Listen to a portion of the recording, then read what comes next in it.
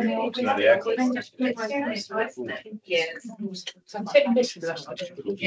can be, yeah. Like Laura's message going, I've just put my hand over the vent, so it is cold, but she said to turn the heating up. I think I feel like going, Laura, you're really so always the one that has a nice Okay, good evening then. It's now gone 5:30 and we will start. Welcome to the Bedford Schools Forum meeting of the 6th of July 2026. The first item on our agenda is the election of a chair for the municipal year. Can I request nominations for the election of a chair for the committee for the ensuing year?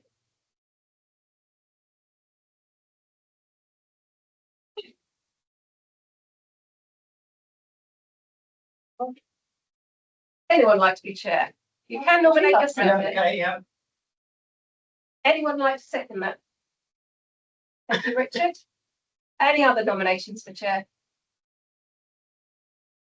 No, in that case, I declare Roger Stokes as duly elected as chair of the committee for the ensuing year. Thanks, I'll Chanel. ask you to pass over to you. Right. Item 2 on the agenda, the appointment of the vice chair. Whose eye can I catch?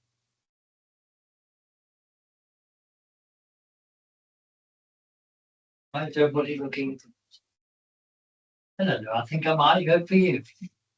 You okay? Yep. Any other suggestions? Otherwise, I don't know, vice chair for the next year. Are there any questions from members of the forum or members of the public?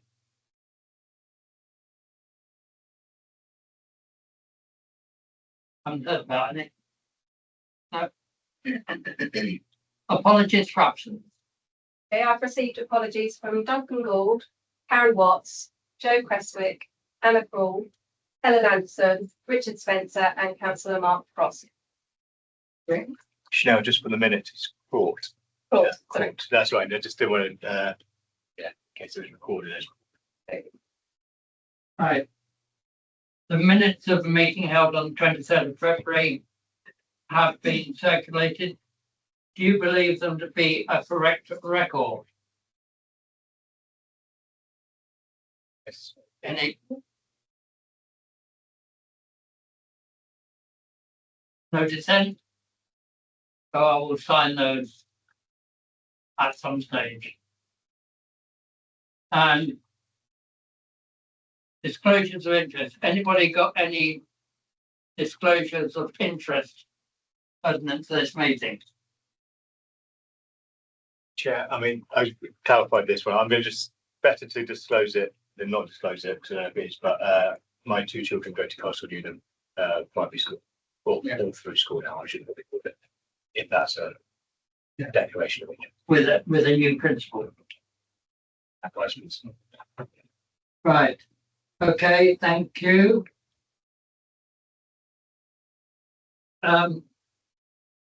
The schools forum membership.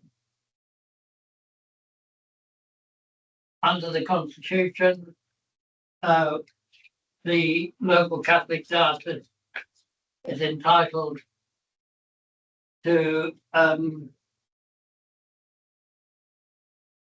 nominate somebody, and they suggest Martin Bonner as their member of the school forum. Is that agreed? Will you please show? Yeah. Is he waiting outside to come in? Wait to kick out the doors. Any against? Fine. We now slow down. For item 8 on the agenda, the DSG outterms for 25-26. So, For that, Chair. So this report sets out the outturn position for the dedicated schools grant at the end of 26-27 financial year, and this report's for noting as well.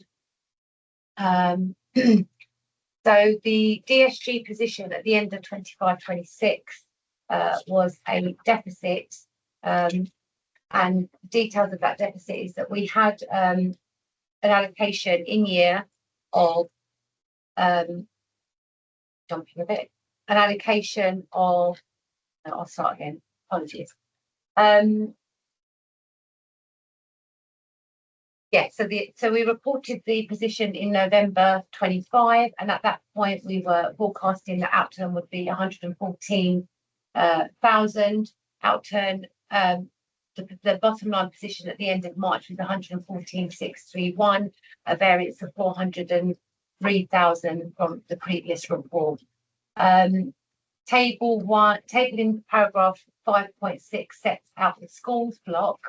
The schools block budget had an underspend of 299,000 against a budget of 49,877, like 887 even. The majority of that underspend related to the growth fund, where there were payments made to schools that were under budget that we had previously set. There were other underspends in the schools block, which related, which can be seen in table 5.9. So the reserves position changed by 229,000 in year.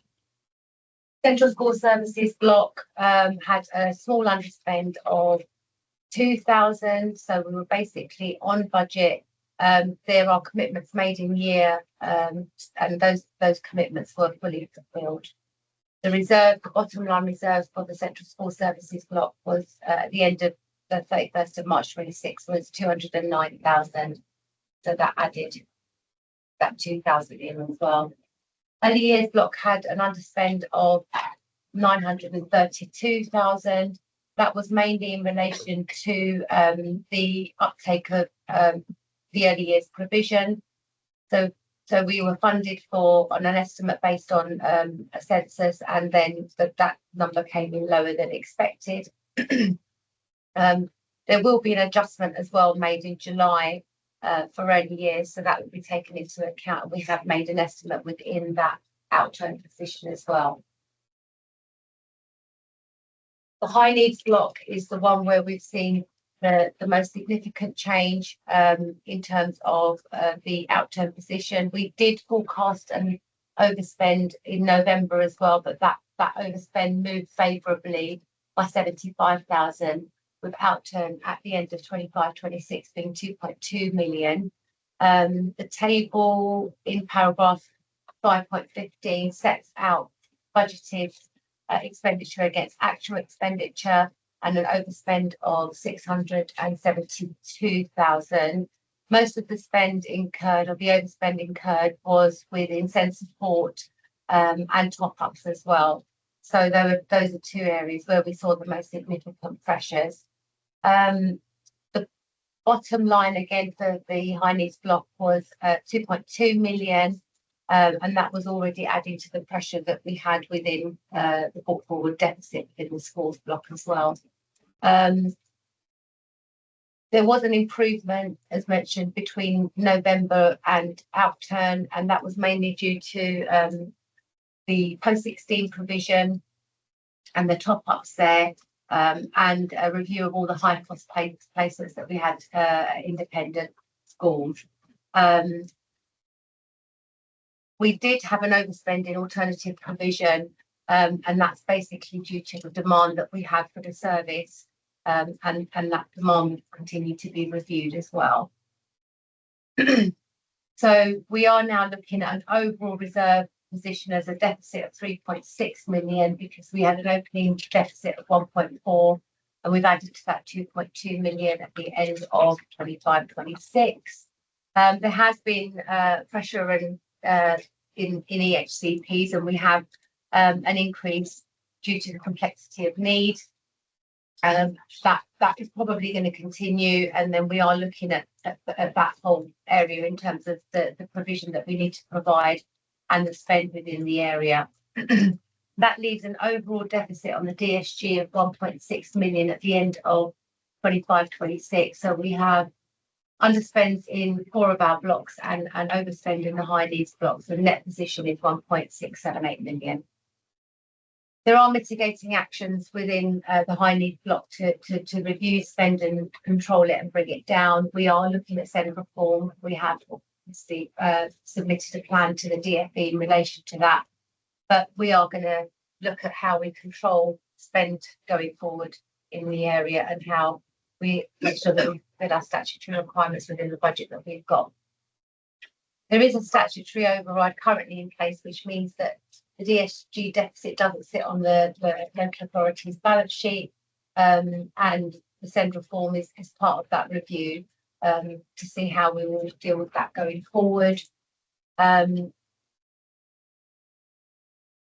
it. Are there any further questions?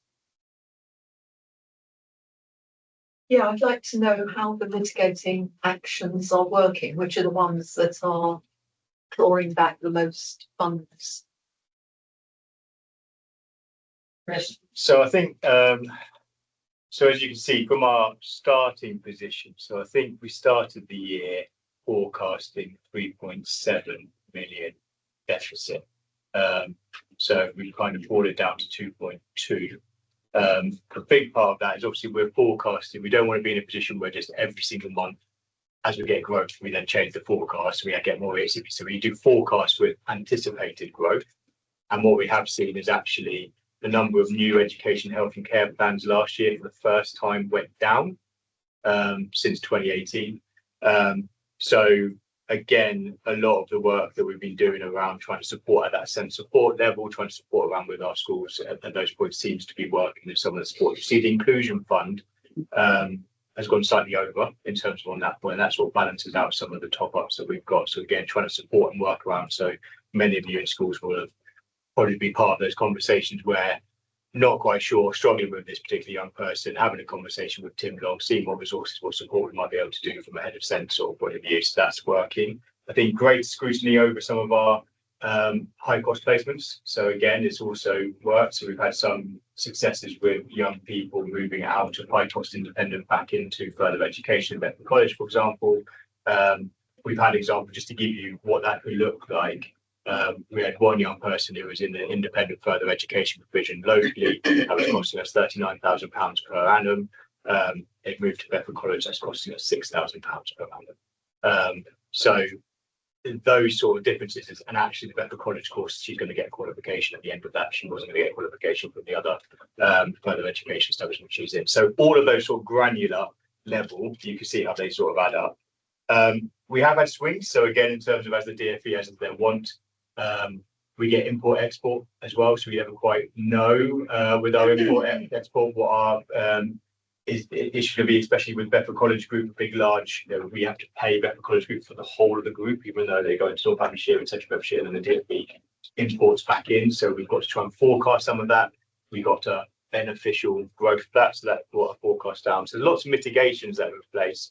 The thing that I would say, just that I know hasn't been referenced in this report, but is really important, is previously the DfE asked us to treat each line in the grant and each of those things separately.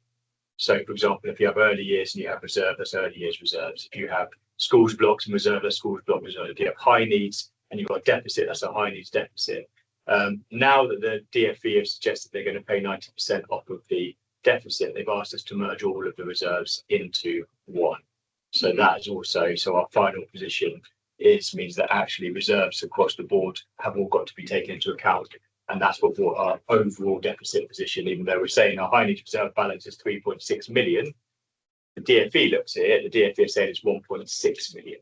That's £2 million of reserves that are being utilised to bring that down. And if our SEND reform plan is accepted, which we hope it will be, the DfE will give us a one-time grant of 90% of that £1.6 million, which will obviously be used. So it is money on our accounts. It will just effectively take it off for those happening. But all of those sort of steps, I think the commissioning is a key one for us. I think I really need to be kind of commissioning and getting tighter grip on some of our commissioning of those. We're still doing individual packages. So again, to give examples in that are very real, hopefully quite tangible, we had 30 odd children, again, in independent further education provider, each on individual packages. So each of those 34 packages had £3,000 for administration fees added to their costs. Now 33 times 3,000 is only £99,000.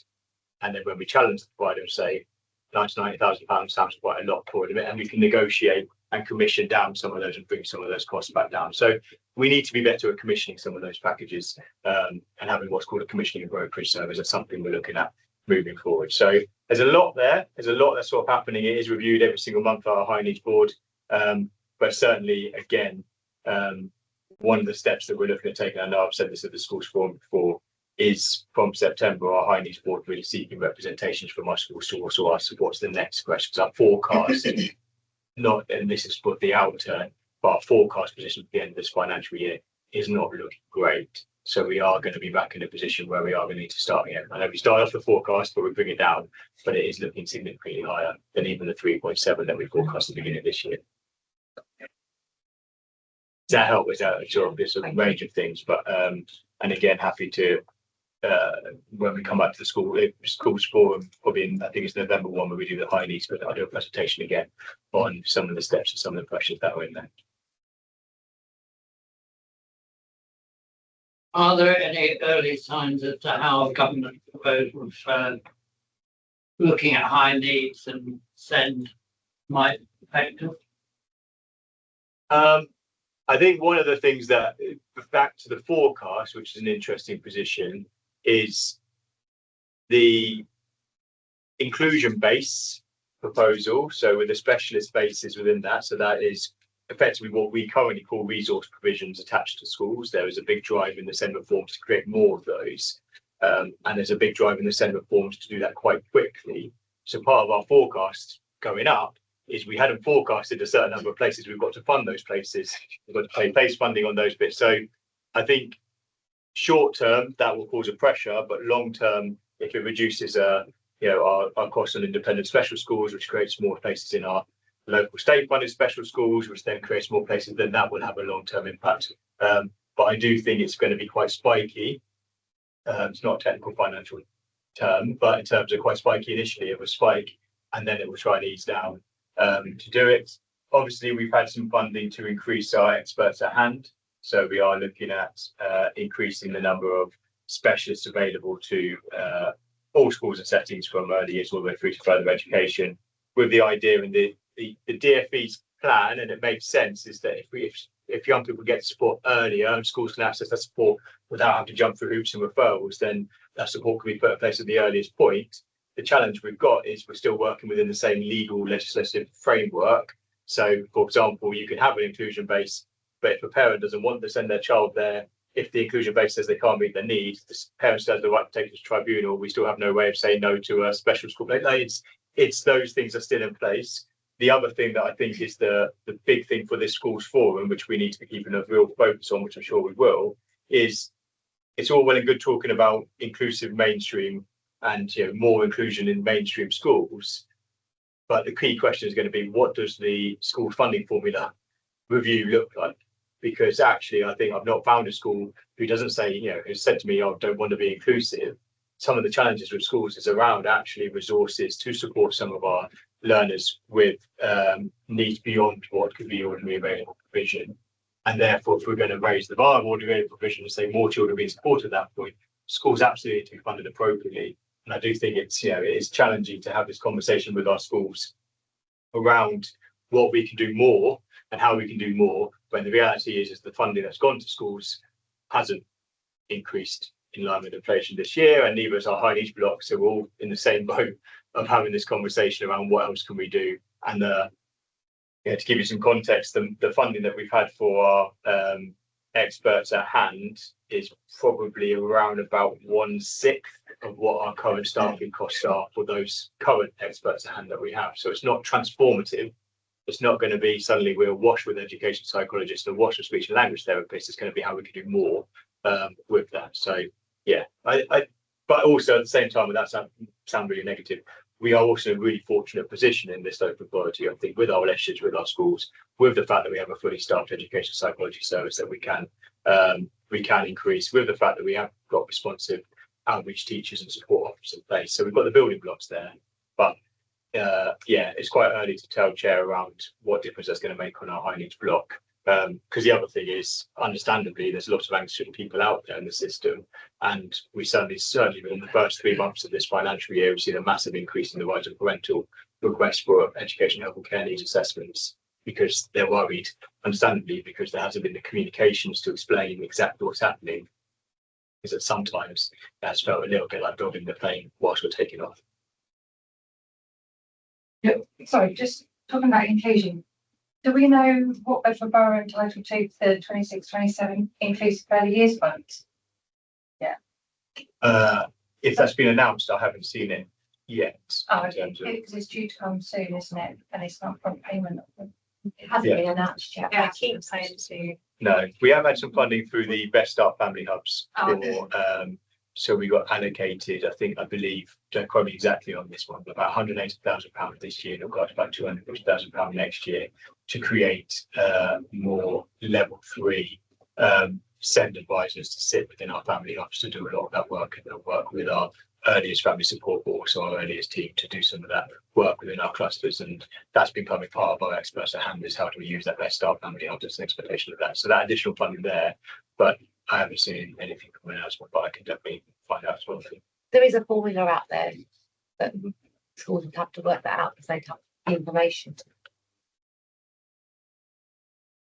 Just a point of clarity, at the last meeting, did we vote to transfer money to the high needs? Would have been done in around February. I Yeah, think. November. February It was time. November. Yeah. Yeah. And then with the outturn, actually all the budgets are going to be put together and potentially funding from others are going to be used to fund a deficit on SEN, is that? So And what's the scale of that overall, would be my question. So obviously we have, so the last schools forum, we had the conversation about, obviously we took a decision as a forum, the forum took a decision around the block transfer with the information we had at the time. Yeah. Since that point, obviously we weren't aware that there was going to be a 90% deficit write-off on the deficit, but the timescales meant that the school's funding formula had been agreed, DfE had agreed to transfer, they couldn't undo the transfer. So that is already, it is about 0.7% of schools block funding has been transferred through without being passed back out to those schools with those high levels of EHCPs. That's how the funding formula will work for that. Obviously, in November, we will again have a conversation about targeted SEN funding, which is what we're using that funding for, and whether or not schools want to do a block transfer or not. I think the last schools forum, there's quite a strong view that they probably wouldn't, but that's a conversation, but that's for future. It's got to be for the next financial year. It's got to be in line with us doing our funding formulas and setting the schools budgets and getting our minimum funding guarantee and do all those different bits around those bits and pieces as well. So yeah, that 0.7% has been transferred, and we'll be sitting on the high needs thing a block now. But again, what we've said is we've used that funding for a very specific thing, which is to pass it out to schools with higher levels of EHCPs, who otherwise their national SEND and their school's budget would have been able to. Yeah, it was just trying to understand if inadvertently even more money had gone and it's for everybody. Yeah, so it hasn't been, because that's effectively it doesn't come off of our deficit, it doesn't come on those bits, it's money transferred for that particular use, because the ask was to say without that block transfer we wouldn't have targeted SEN, and therefore if the block transfer hadn't happened, we wouldn't do targeted SEN, so it wouldn't be on our budget line on the high needs. The block transfer did happen, we're passing it out to schools, so it still doesn't make a difference to the bottom line on that point. The difference it makes is if we funded out, if we had funded out high needs, it would have been an additional 1.6 million roughly on our high needs deficit.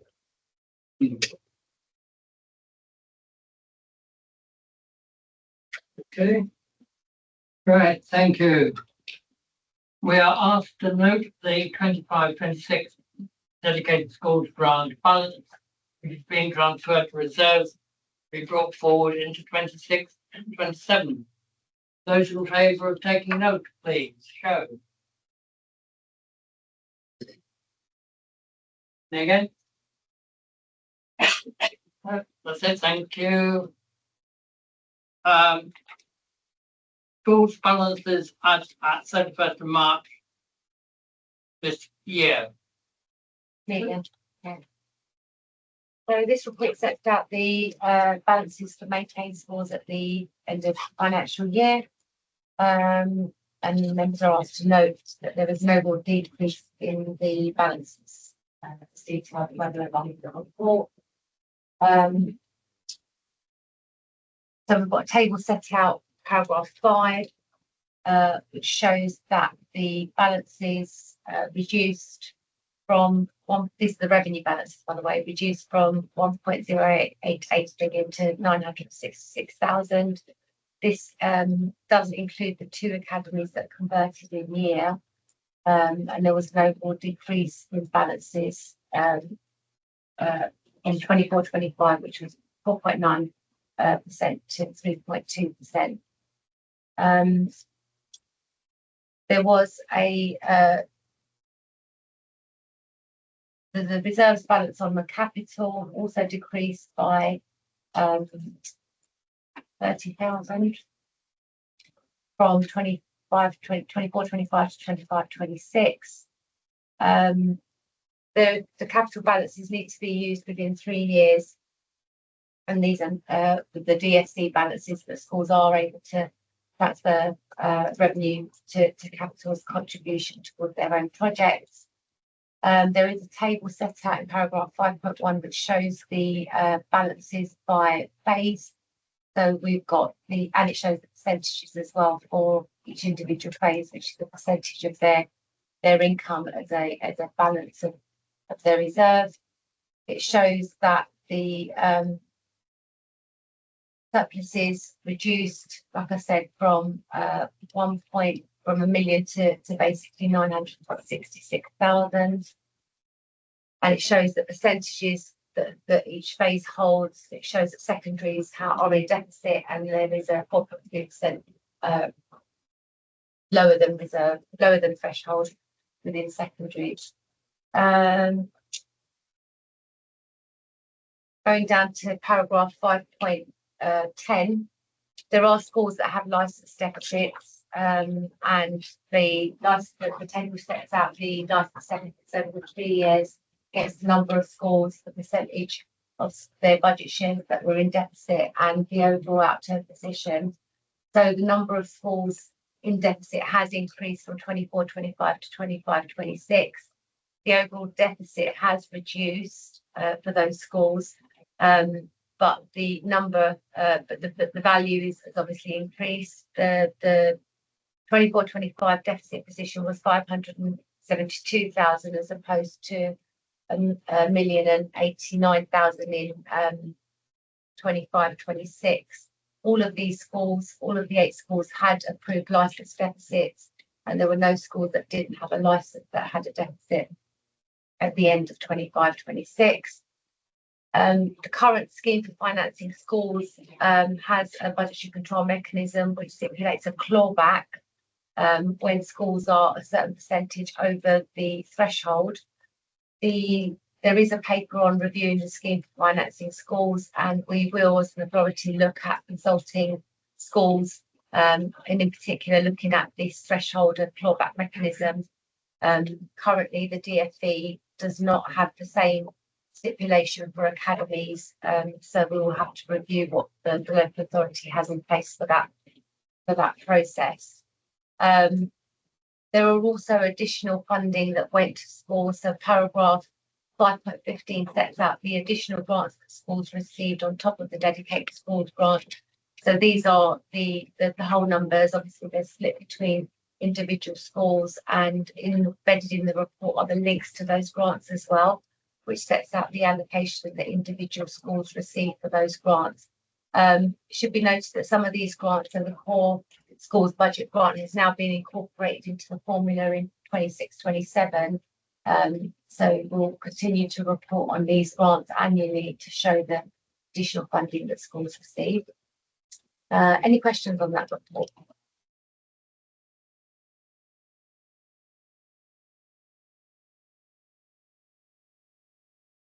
Yep. Now a question from one of our remote members. So, Okay, right.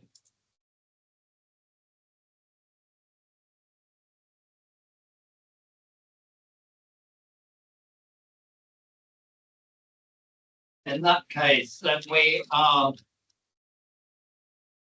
requested to consider the report and are satisfied to note the overall decrease in school balances as at 31st of March 2026, as detailed in section 5.1.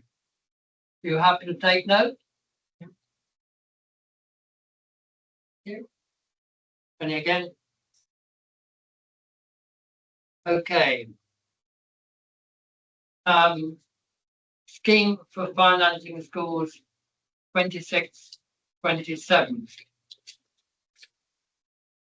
So this report informs forum members that the local authority will be consulting with schools on the current scheme for financing schools. And the recommendations to consider the report. Local authorities should review the scheme often. Annually, there are changes that are stipulated by DFE, and they are required to make changes to the scheme accordingly. However, those directive changes still need to be consulted on.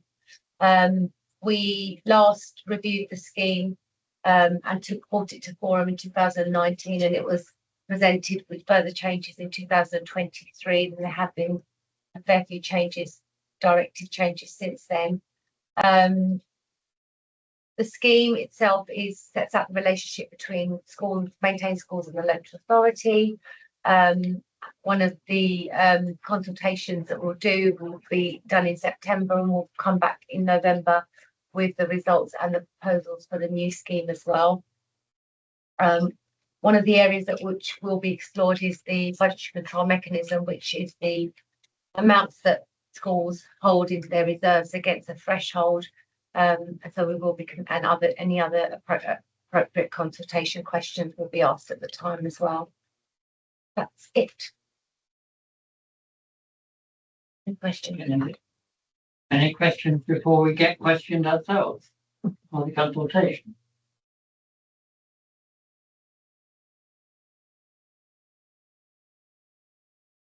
So we are asked to note the proposed review of the scheme for financing schools. Prepared to take note? Yep. Okay, thank you. And item 11 on the agenda, the governance review.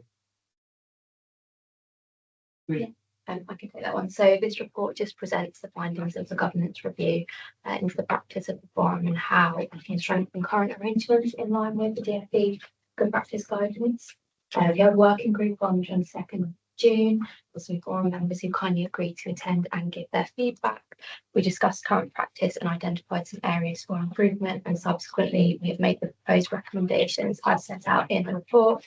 You can also find the accompanying action plan in Appendix A of your pack.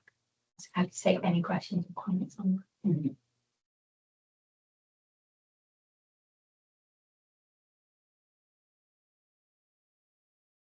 So are there any questions on this?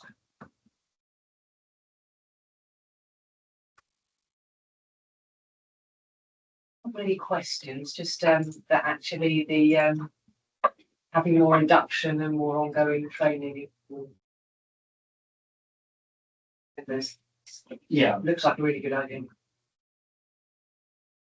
I think for me, just to comment is in terms of, I think the number of the recommendations all seem incredibly sensible, and I think it just identifies just as we've discussed, and through this conversation we've had before, we have a time to refresh and review, especially in line with as things are getting more challenging in terms of, I think it's even more imperative that we're getting the representation right, that members feel appropriately supported, that we're making sure that we have the training, but also outside of the forum, the key thing is also one of the key things we're looking at is that governance, and make sure that consultation as well. So going to making sure that we're aligning ourselves with bubble, with secretary, heads of CEO forum, with making sure the comms are out, getting the message out to a number of people. I think even sending out to all heads. I think we sent out. We had a few heads already saying, "What is this?" In terms of those things around, actually, it's really important that we're getting this right, and people know who the representations are. Those of you as representatives of the different phases that you represent. Making sure that you feel supported to be able to be confident. And we've done this informally a lot more the last 12 to 18 months, I think, with the consultations. But I think just embedding it into our guidance and the working group. So yeah, thank you to everybody who part of the working group and Tony for putting it together. Yep. Yes, Deirdre. You hear me? Yeah. Right. Okay. I think this is long overdue because schools forums are a very important body, and I think Chris is right about the representation, but that's only a small part of it. I raised quite a while ago about the papers and the ability to be able to have discussions. Now, it's very obvious in our schools forum, we do not have much discussion. And I think that's really something I'm very pleased that we've had this report, because I hope that whatever is being put forward is going to generate the ability for members to be able to ask questions and really understand what the papers are about. So I welcome that, because a schools forum should not end in a half an hour or 3/4 of an hour.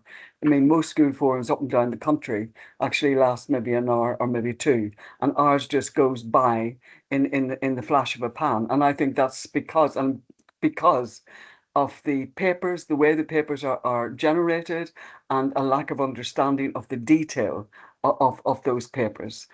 So I welcome this and hope it make us have a better contribution and a better ability to be able to challenge, which is very, very important in any forum, particularly in the schools forum, as it is in governing bodies, as it is in any committee of the council. So let's hope this does make radical changes for contribution to be more rather than less. Thank you.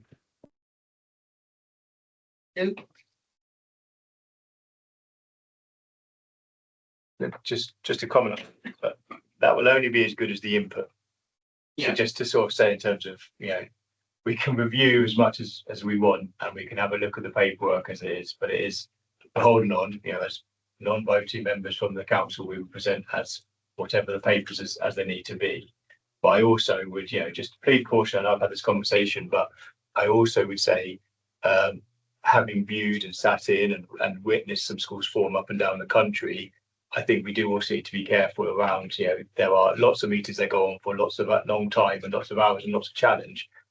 I would be careful of indicating that is a better schools forum than one where actually we can have the conversation beforehand. So I think, it's the length of time the meeting goes on. This is a particularly short one. It always is the summer because it's a statement of those.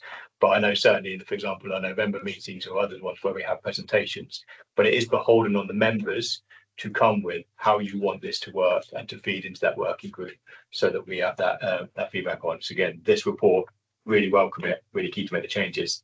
But, just to give you honest, we had to cancel the first one of the working group because of lack of attendance. So, we do need to, if we want to have the reform, we need to have people coming to those meetings to tell us what we want it to be working on. Really key, this is not, we run this meeting, but it's not our meeting. This is a schools forum meeting, and needs members to tell us what it is and how you want it to be. Like with today being a face-to-face as a request, we can definitely respond to those. I mean, we've got a bunch of vacancies. This is a really important forum. You had quite a good discussion, didn't we, about the block transfer last meeting, didn't we? Where people want us to revisit it. So my take is, if people were worried, if people weren't having to have more people here. It's really, really important to say. I think we should get more people here, Deirdre. You're right, but that's on us as a sector. It's in our schools to get people on there and to turn up. Yeah. I'm all for short meetings if they can be short. Yeah. And I want to say my LinkedIn experience where we need to debate stuff being debated, and all I will say is I read some really awful reports elsewhere before, and these are really clear. So I walked out here now with a pretty good understanding of one of our local maintained schools.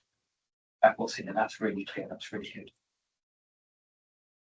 Can't have a debate and let people put forward their ideas. I've tried as chair to let people have their say.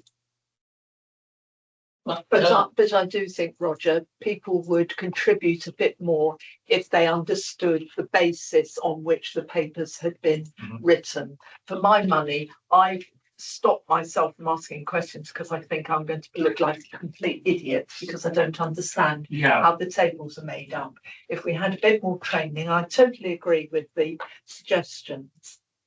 And I think the more we understand how they are put together and what the basis of them are, then we're more likely to have a conversation which is not intended to be combative, but is intended A, to understand, B, to analyse, and C, okay, we understand where the position is. Are there any changes that could possibly be made?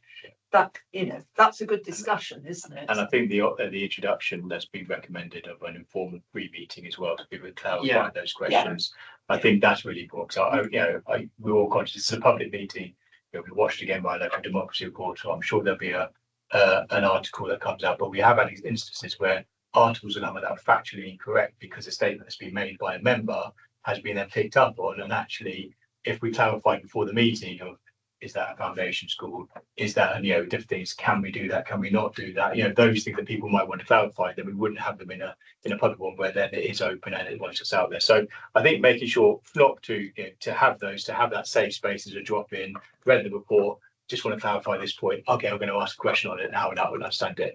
I think that's also something that's very welcome. And I think, again, anything we can do to make sure that people feel coming ready and armed to have those discussions and have those points, I think it's going to be really helpful. So one of the recommendations about having those informal pre-meetings as well and drop-in sessions where people come in and ask those questions, I think hopefully will really help as well. I think we're all here wanting the best possible education within the limits that are set down for the youngsters of this borough. Chair, can I make a point, please? Yeah. We've also recommended that there is training, and we will set up some dates as well for DSG training, and so you'll be able to understand the tables better. But obviously, look at the work plan as well. If there's anything else that needs to go on, there's a handful of us at the working group, and if there's more that needs to go on to aid that support, then let us know. Yes, it would be good if the working group had been more representative. If I could have managed to log on successfully, I would have been there, but technical issues. Teams can be a bind. And combine I tried for 3/4 of an hour and gave in. Yeah, I've had that before. And also teams and school firewalls can both make that difficult. I would say meeting in person at least once a year is sort of required, because you know who you're talking to then, and it's not just little faces and you don't know who they are and you don't know which school they come from or which organisation they're representing. It is really hard. So that is one point that was made about saying what constituency, for lack of a better word, we all come from. But I say, okay, I'm primary maintained school governor. It's a lot to put on the label. But I wouldn't want to lose Carol's point at the start, which was very valid. If you're spending all the time trying to understand and then analyse, etc., you can't look at the implications and know. So I think that balance has to be captured. And the paper, so that's why I think it's the timing is going to be key for us, making sure the papers are out. There's an opportunity for those to go to the key consultees of those groups as well. Then we have the pre-formal, in pre-meeting informal one that people kind of come with some clarification questions as well. Also, there's opportunities for people to come and contact yourselves as reps to go and read the papers. The primary head, Nick, primary maintained, are going to ask questions. Can you make sure I'm not happy about this? And then you can come after with those questions, clarify that. Everyone's really clear. If there's anything else that you think up to pre-meeting and go, be really helpful if you clarify this point at this point, then we know when we present the papers. It's about making sure that we get the most out of this. The worst thing I would want is for people to come away from the schools forum. It's such an important meeting with having not asked or not clarified on some of those kind of key points as we move forward. So all of this is about making sure it's right, and also it ties in with the we do have regulations and guidance on what schools forum should and shouldn't do and what we can and can't vote on, that we've obviously got to make sure that we're adhering to, and it's definitely time for a refresh as well. So in terms of, even things like, proportional representation, but we've got to have conversations about actually, we're still talking about maintained governors and maintained school reps, but in academies, it's just academy representations. And actually, it might be a case of we might have fantastic school business managers in our maintained schools, for example. It'd be really relevant. We've got a chief financial officer from a big multi-academy trust who sits on this from Meridian in terms of, but we haven't got an opportunity to get the similar into. It's those things around actually just looking at our representation and what we state, and can we refresh it? Can we review it? Does it still work for us? What does the guidance say? How do we make it so that it works? I think that's so that it's strong, healthy, and robust, and actually it kind of moves forward.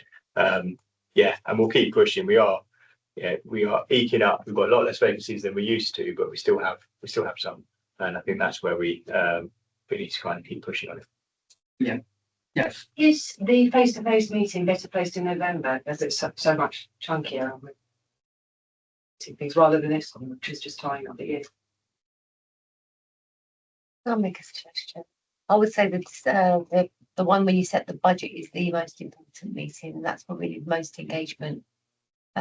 November is proposals, nothing's finalised until the allocations come out. So December would be better. Yeah, historically November had been where we did de-delegation and other things along those lines. I think what we probably need to review in our work plan as well is that date has been set since when we used to get allocations announced in July, and enough time to kind of prep. Sometimes we're coming with, we haven't even had the allocations. So I think, as Sue says, that's probably shifting more to maybe where we'd be looking at January, but then that becomes very tight to do anything around.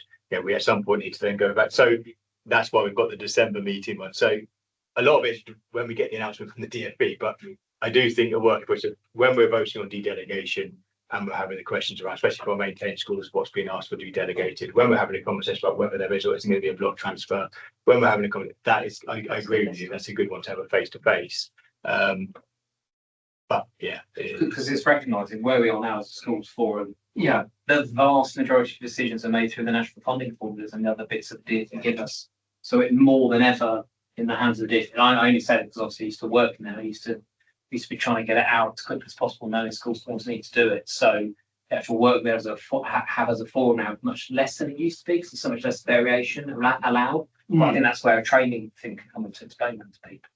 But yeah, we're all in the hands of the DfE. If they don't tell us, if they don't tell you guys, then you can't tell us, and we can't believe it. And if the information comes out at the time when they want to reply within 6 weeks, that is difficult. So yes, your former bosses are the ones to blame, not getting the information out. Okay. Can I just ask, what's the percentage of numbers? Are there more people that come to a Teams meeting, or do more come to this? Because my impression is actually more came to the Teams meeting, but that might just be how my screen's configured. I think being the first one in 6 years, it's hard to tell you offhand today, but we'll get back to you. Okay. Yeah, it was just a numeric. Yeah. It was just an observation. I would say we normally have more than this on a Teams meeting. Yeah. Yes. Oh, that's my gut feeling. Yeah, from this point, I know certainly the but it's so it's the quality versus the number that is But just if there are bigger decisions to be made and conversations to be had, more people come. If you nailed it. The delegation meeting is normally a busy one anyway. So I think, and this one is normally a quiet one.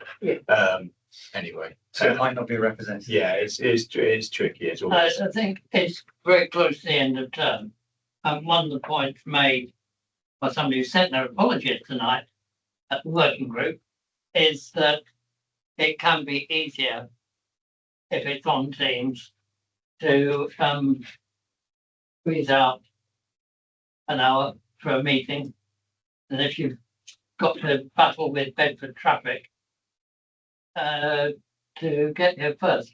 It's a good point, Roger, but we're not excluding people. Oh no. We do have the, although non-voting. If we did have the conversation about if you're joining on hybrid, then you have a voice, but not a vote. And that's interesting.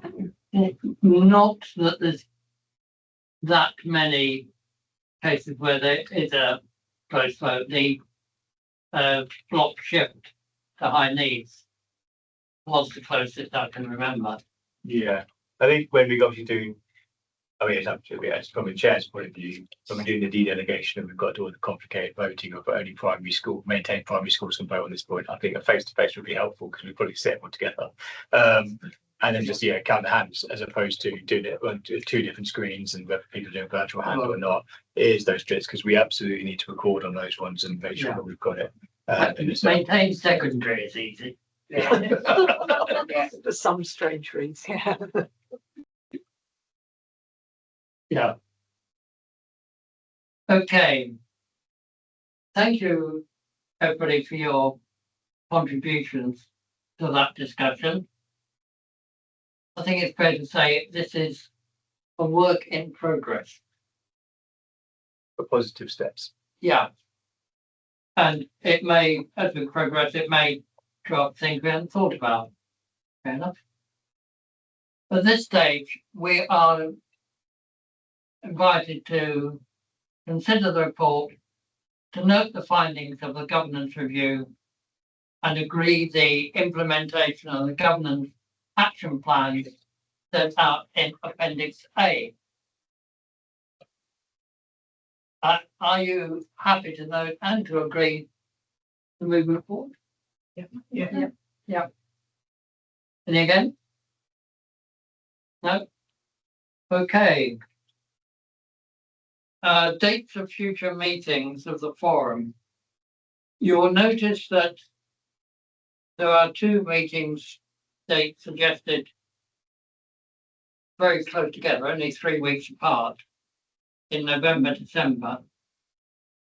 I gather that the thought is one of them may be dropped.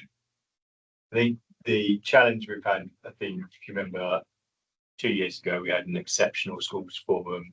The first time we did the high needs block or schools block transfer, and trying to put dates in the diary, trying to rush it to try and get to point in. The thinking is we'd rather have a meeting in the diary that we can cancel than to then try and find a time. So it may be that we start having a conversation on the 23rd and actually it's felt that we need to come back with a presentation or more information on the December one. It might be that actually we still don't have an allocation by the 23rd and we feel that we might have to slip it into December. It's just that was the thinking. I know we talked about it at the last meeting around better to have one in than not, with the intention of hopefully we won't need it, but it's there if we do. Yeah. Because the one in January is only 4 weeks after the December one. Yeah, the January one then does become, I think, from memory, we started to have the conversation about early years in January, I think, from the pass-through rate stuff. So again, really crucial meeting in January on that point. And it's quite helpful to have those kind of setups, so we're not talking about pass-through rate and having a big consultation that we've just had for early years.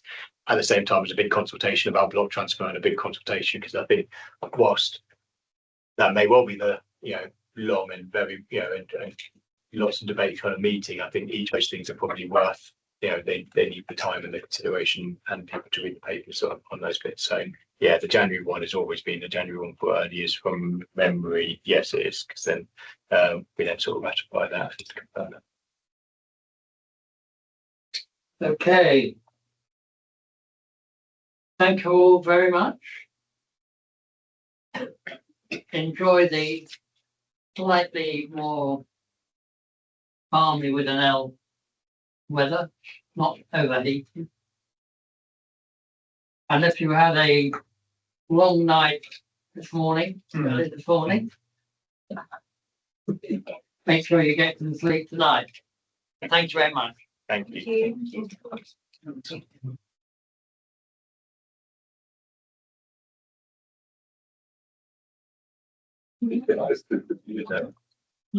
Nice.